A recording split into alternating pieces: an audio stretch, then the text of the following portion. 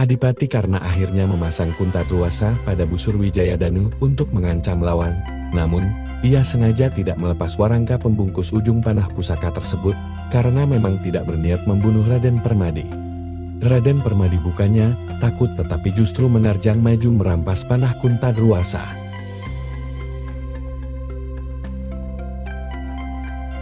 Adipati Karna pun menarik panah pusakanya mundur, sedangkan Raden Permadi menggenggam warangkanya. Akibatnya, kedua benda itu pun berpisah. Adipati Karna tetap mendapatkan panah Kuntadruwasa dan busur Wijayadanu, sedangkan Raden Permadi mendapatkan warangka pembungkusnya saja.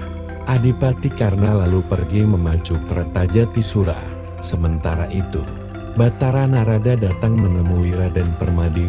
Ia mengatakan mungkin memang sudah takdir bahwa Kuntadruwasa dan Wijayadanu harus menjadi milik Adipati Karna. Namun, dia meyakinkan Raden Permadi bahwa warangka pusaka tersebut benar-benar terbuat dari kayu kastuba mulia yang dapat digunakan untuk memotong tali pusar Raden Tetuka.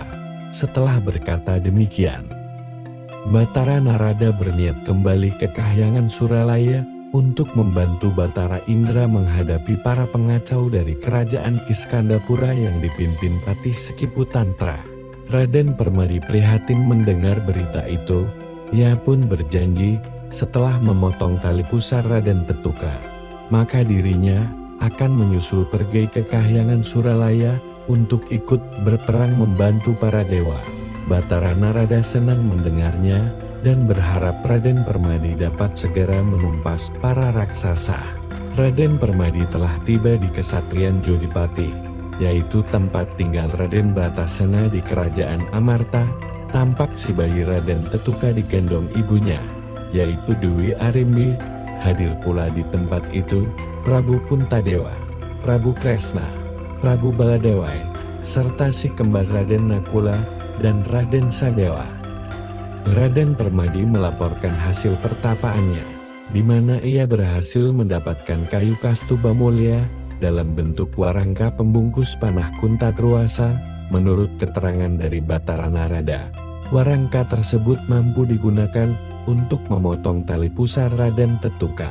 Raden Bratasena pun mengizinkan Raden Permadi untuk mencoba. Raden Permadi lalu maju dan mengiris tali pusar Raden Tetukan. Sungguh ajaib, tali pusar tersebut langsung putus terkena kayu kastuba mulia.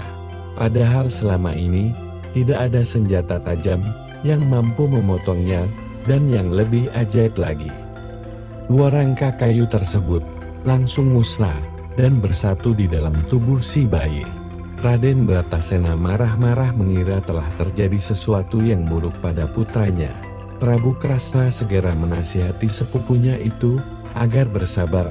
Warangka kayu kastuba mulia tidak mencelakai Raden Tetuka, tetapi justru menjadi penambah kekuatannya. Hanya saja, Raden Tetuka jangan sampai bertarung melawan pemilik pusaka Kuntadruwasa, karena itu akan menjadi penyebab kematiannya. Pusaka Kuntadruwasa bisa jadi akan memburu Raden Tetuka untuk bersatu kembali dengan warangkanya setelah Raden Bratasena tenang kembali. Raden Permadi pun mohon pamit pergi ke Kahyangan Suralaya untuk membantu kesulitan. Pusaka Kuntadruwasa bisa jadi akan memburu Raden Tetuka untuk bersatu kembali dengan warangkanya.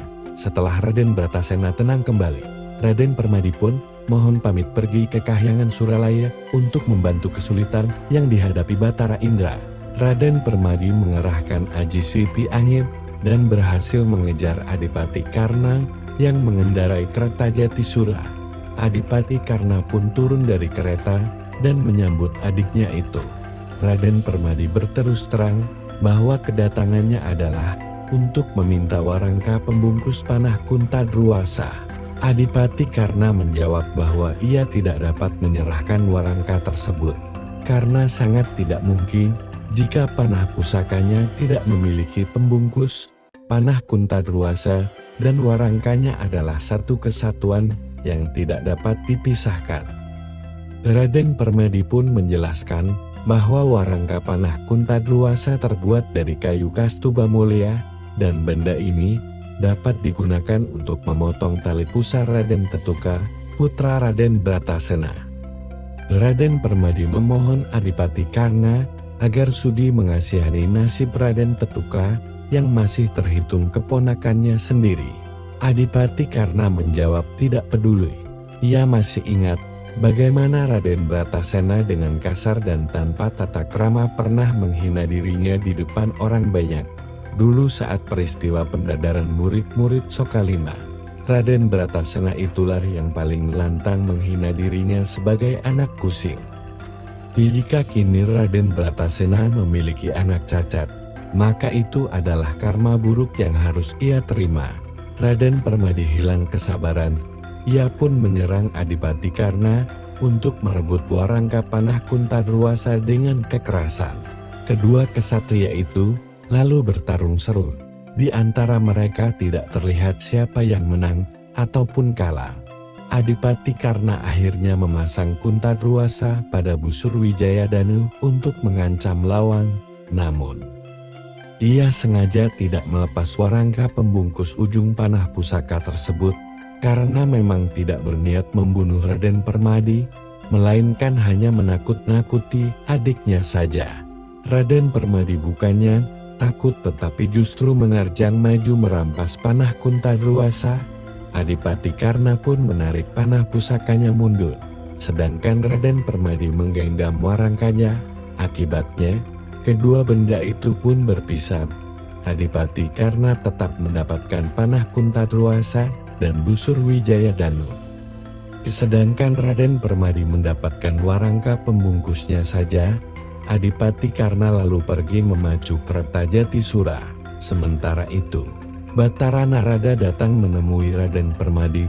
Ia mengatakan mungkin memang sudah takdir bahwa Kuntadruwasa dan Wijayadanu harus menjadi milik Adipati Karna. Namun, ia meyakinkan Raden Permadi bahwa warangka pusaka tersebut benar-benar terbuat dari kayu kastuba mulia yang dapat digunakan untuk memotong tali pusar Raden Tetuka. Setelah berkata demikian, Batara Narada berniat kembali ke Kahyangan Suralaya untuk membantu Batara Indra menghadapi para pengacau dari kerajaan Kiskandapura yang dipimpin Patih Sekiputantra. Raden Permadi prihatin mendengar berita itu. Ia pun berjanji setelah memotong tali pusar Raden Tetuka, maka dirinya akan menyusul pergi ke Kahyangan Suralaya untuk ikut berperang membantu para dewa. Batara Narada senang mendengarnya dan berharap Raden Permadi dapat segera menumpas para raksasa. Raden Permadi telah tiba di Kesatrian Jodipati, yaitu tempat tinggal Raden Bratasena di kerajaan Amarta. Tampak si bayi Raden Tetuka digendong ibunya, yaitu Dewi Arimbi. Hadir pula di tempat itu Prabu Puntadewa, Prabu Kresna, Prabu Baladewai, serta si kembar Raden Nakula dan Raden Sadewa. Raden Permadi melaporkan hasil pertapaannya, di mana ia berhasil mendapatkan kayu kastuba mulia dalam bentuk warangka pembungkus panah Kuntadruwasa. Menurut keterangan dari Batara Narada, warangka tersebut mampu digunakan untuk memotong tali pusar Raden Tetuka. Raden Bratasena pun mengizinkan Raden Permadi untuk mencoba. Raden Permadi lalu maju dan mengiris tali pusar Raden Tetuka. Sungguh ajaib, tali pusar tersebut langsung putus terkena kayu kastuba mulia. Padahal selama ini tidak ada senjata tajam yang mampu memotongnya, dan yang lebih ajaib lagi, warangka kayu tersebut langsung musnah dan bersatu di dalam tubuh si bayi. Raden Bratasena marah-marah mengira telah terjadi sesuatu yang buruk pada putranya. Prabu Kresna segera menasihati sepupunya itu agar bersabar. Warangka kayu kastuba mulia tidak mencelakai Raden Tetuka, tetapi justru menjadi penambah kekuatannya. Hanya saja, Raden Tetuka jangan sampai bertarung melawan pemilik pusaka Kuntadruwasa, karena itu akan menjadi penyebab kematiannya. Pusaka Kuntadruwasa bisa jadi akan memburu Raden Tetuka untuk bersatu kembali dengan warangkanya. setelah Raden Bratasena tenang kembali. Raden Permadi pun mohon pamit pergi ke Kahyangan Suralaya untuk membantu kesulitan yang dihadapi Batara Indra. Raden Permadi ditemani para panakawan telah sampai di Kahyangan Suralaya, di mana ia langsung bertarung menghadapi pasukan raksasa yang mengepung para dewa. Satu persatu para raksasa itu tawas bergelimpangan terkena panah-panah yang dilepaskan sang panengah Pandawa. Ditya Agiriwi dan Ditya Warahandana maju menyerang Raden Permadi. Kedua senapati raksasa itu sangat sakti dan kuat, namun tidak berdaya menghadapi Pandawa nomor 3 tersebut. Akhirnya, mereka pun tewas pula dengan kepala terpenggal oleh panah Raden Permadi. Patih Sekiputantra maju menghadapi Raden Permadi. Pertarungan sengit pun terjadi di antara mereka. Kali ini giliran Raden Permadi yang terdesak. Patih Sekiputantra mengerahkan Aji Gelap Sayuta yang membuat tubuh Raden Permadi terlempar jauh. Sejauh-jauhnya melihat sang majikan terlempar. Para panakawan Kyai Semar, Nalagaren, Petruk, dan Bagong pun segera pergi mencari kemana jatuhnya Raden Permadi. Tersebutlah seorang pendeta tua bernama Resi Sidikwacana di Padepokan Andung Sumawe. Ia memiliki seorang putri bernama Indang Manuhara yang cantik jelita. Si gadis bercerita bahwa tadi malam dirinya mimpi bertemu dengan seorang kesatria tampan rupawan bernama Raden Permadi. Ingin sekali Endang Manuhara mengabdi pada kesatria tersebut. Sungguh pucuk dicinta ulang tiba. Raden Permadi yang dimimpikan Endang Manuhara tiba-tiba melayang jatuh dari angkasa dan dapat ditangkap oleh Resi Sidikwacana. Kesatria tampan itu tampak pingsan dan menderita luka-luka. Endang Manuhara gembira bercampur prihatin melihatnya. Dia pun meminta kepada sang ayah untuk mengobati luka-luka Raden Permadi hingga sembuh. Resi Sidikwacana yang berwatak ulas asih pun mengabulkan keinginan putri tunggalnya itu. Ia lalu menggendong tubuh Raden Permadi yang masih pingsan dan membawanya masuk ke dalam Padepokan Andung Sumawe bersama dengan putrinya. Mereka pun bersama-sama merawat luka-luka Raden Permadi hingga pulih seperti sedia kala. Sementara itu, Batara Guru dari Kahyangan Jonggring Salaka datang mengunjungi putranya, yaitu Batara Indra di Kahyangan Suralaya.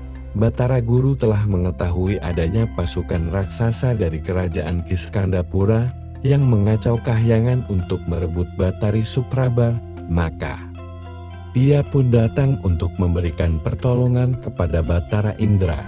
Batara Indra dan Batara Narada menceritakan bahwa mereka telah meminta bantuan Raden Permadi untuk menjadi jago para dewa.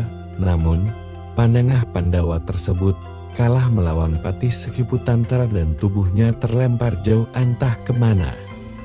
Batara Guru menjelaskan bahwa jago yang dapat mengalahkan Patih Sekiputantra sekaligus Prabu Kalaprakona bukanlah Raden Permadi, melainkan keponakannya yang baru saja terpisah dari ari-arinya, yaitu Raden Tetuka.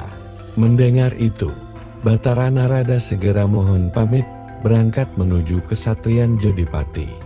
Raden Bratasena dan Dewi Arimbi di kesatrian Jodipati sedang menggelar acara syukuran atas terputusnya tali pusar Raden Tetuka, sambil menunggu kepulangan Raden Permadi dari tugasnya sebagai jago Kahyangan.